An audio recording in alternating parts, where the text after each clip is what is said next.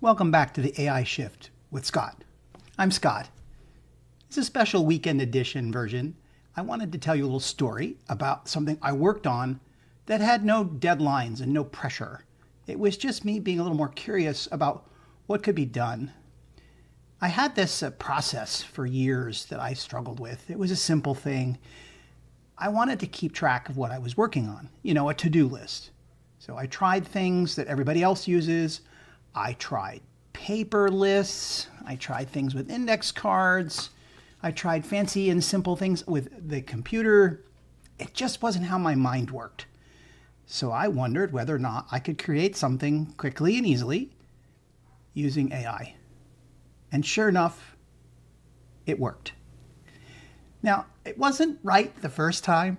And as we talked about yesterday, there is a back and forth process where you get to ask it questions and it'll ask you to clarify or make choices between things. There was no rush in this.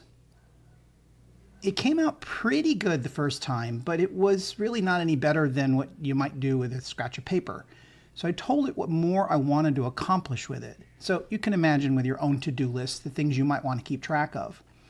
But once it kind of settled into it, understanding being able to delete things, maybe change the order of things to create categories for different topics, it really started to give a little bit of polish to it. See, this is where I was really surprised.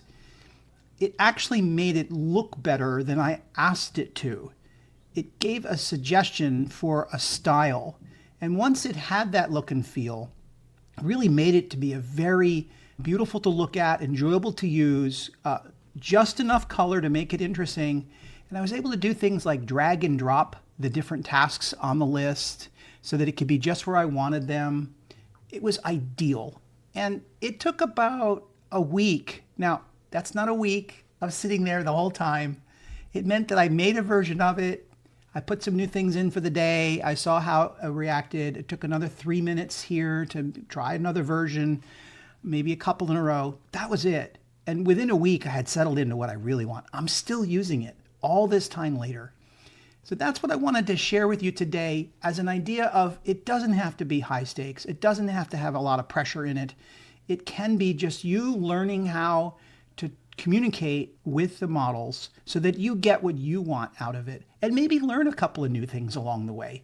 By the way, kind of tucked underneath all of this, it was doing some stuff with computer code. I'm not a programmer. I bet many of you aren't either.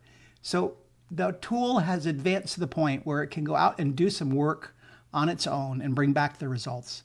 And that's a pretty exciting time in the evolution of these technologies.